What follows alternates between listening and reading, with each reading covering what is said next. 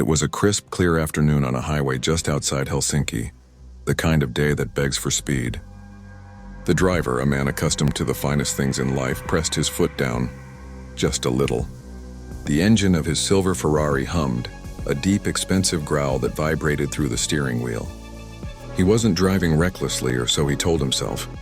He was just flowing with the machine. He was doing 45 in a 30 zone. In most parts of the world, this is a nuisance, a minor inconvenience that costs a few $100s, barely the price of a good dinner. But as the blue lights flashed in his rearview mirror, he didn't feel fear. He felt annoyance. He pulled over to the shoulder, reached for his sleek leather wallet, and prepared to casually hand over a platinum credit card to make the little problem go away.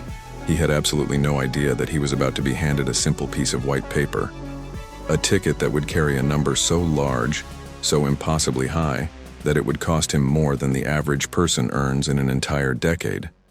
To understand why this happened, you have to understand the man behind the wheel. He was a titan of industry, a businessman whose daily income was higher than most people's yearly salary. For him, the world was designed to be frictionless. If he wanted a table at a fully booked restaurant, he bought it. If he wanted a flight that was sold out, he chartered a jet. Laws, rules, and fines were usually just price tags, fees that he could pay to bypass the inconveniences of ordinary life. He sat in the idling car, tapping his fingers on the leather dashboard, checking his watch. He calculated the delay in minutes, not money. He expected a standard fine, maybe 200 euros, perhaps 400 if the officer was in a bad mood. It was a transaction. He was ready to pay the speeding tax and get back to his day. But Finland does not believe in fixed prices for breaking the law. The police officer walked up to the window, not with the swagger of authority, but with the calm precision of an accountant. He didn't ask for a bribe and he didn't yell. He simply asked for the driver's license and, this is the crucial part, his tax returns. The businessman frowned, confused by the request. Why would a traffic cop need to know his income? In America or England or France, a speeding ticket is a flat rate. Rich or poor, you pay the same. But the officer typed the driver's social security number into a handheld device, connecting instantly to the federal tax database. The device hummed, processing the data, pulling up the millions of euros this man had earned the previous year. The officer looked at the screen, then at the car, then back at the screen. He wasn't judging the speed anymore, he was calculating the pain. He was determining exactly how much money it would take to make this specific man feel regret. The system is called day fine, a concept that dates back decades in Nordic law. The logic is terrifyingly simple. If you break the law, the punishment shouldn't be a fixed amount of cash. It should be a fixed amount of time.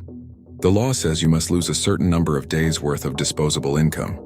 For a factory worker, one day of spending money might be 50 euros. For this businessman driving his Ferrari on a Tuesday afternoon, one day of spending money was calculated in the thousands. The officer's device did the math. It took his massive annual income, subtracted the taxes, divided it by the days in the year, and multiplied it by the severity of the speeding. The numbers on the screen started to climb, higher and higher. The officer didn't blink. He wasn't looking at a wealthy VIP. He was looking at a mathematical variable in an equation of justice. The calculation was cold, objective, and absolutely ruthless. The officer finished writing the citation and handed the slip of paper through the open window. The driver took it, expecting to see a 3-digit number. He looked down, he blinked. He wiped his eyes and looked again, sure that there was a printing error, or perhaps a stray decimal point. The number stared back at him, bold and undeniable. $103,000 or $103,000 for driving 15 miles over the limit. The air in the car seemed to vanish. His heart skipped a beat, then hammered against his ribs like a trapped bird. He looked up at the officer, his mouth opening and closing like a fish. This is a mistake," he stammered, his voice losing all its rich confidence. "This is the price of a house. This is a fortune." The officer simply shook his head, adjusted his cap, and said, "No, sir. That is not a fortune to you. That is just 12 days of your income." The shock turned into a cold, hard knot in his stomach. He wasn't angry about the money itself, and he had the money. He was angry about the principle. In his world, a loaf of bread costs the same for a billionaire as it does for a beggar.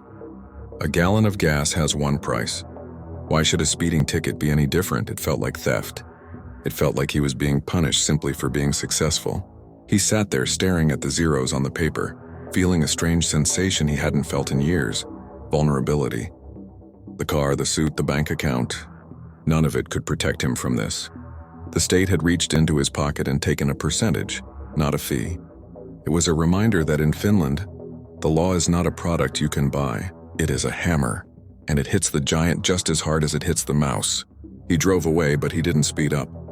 In fact, he drove 10 miles under the limit, his hands gripping the wheel so tight his knuckles turned white.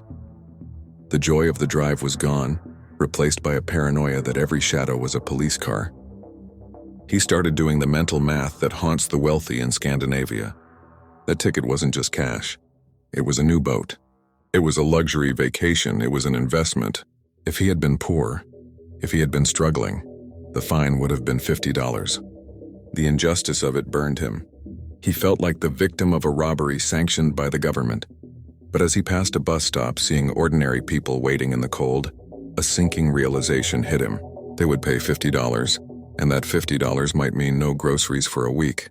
His $100,000 meant nothing to his survival. It only hurt his ego. When the news broke, because news of a six-figure speeding ticket always breaks, the public reaction was not sympathy. The internet didn't cry for the man in the Ferrari. Instead, there was a collective nod of approval from the Finnish public. They saw the system working exactly as it was designed to. To them, fairness doesn't mean everyone pays the same amount. It means everyone feels the same sting. If a fine is too small, it is just a permission slip for the rich to break the rules. By scaling the fine, the law ensures that the road belongs to everyone equally. The businessman read the comments on the news articles looking for support, but found none. He was alone in his outrage. He realized that he was living in a society that valued social cohesion over individual wealth. His money made him powerful in the boardroom. But on the asphalt, he was just another citizen who drove too fast. Days turned into weeks, and the fine was paid. The money left his account in a digital blur, a massive transfer that would have bankrupted a small company. But the real cost wasn't financial, it was psychological. Every time he stepped into his car, he felt a hesitation. The heavy foot that used to dominate the pedals was now tentative. Careful, respectful. The day fine system had achieved something that a standard fine never could. It had changed his behavior. A $200 fine would have been forgotten by dinner time. But a $100,000 fine, that is a scar. That is a memory that rewires your brain. He realized that the law wasn't trying to take his money for the sake of revenue. It was trying to buy his attention. And for the steep price of $103,000, it had finally successfully bought it. He was no longer driving a Ferrari, he was driving a weapon. This story forces us to look at our own systems and ask a difficult question. In most of the world, a speeding ticket is a regressive tax. It destroys the poor and annoys the middle class. But it is completely invisible to the ultra-rich. A celebrity in Los Angeles can park illegally every single day and treat the parking tickets like the cost of valet service. Is that justice, or is that just a pricing model for bad behavior? The Finnish model suggests that true equality requires unequal payments.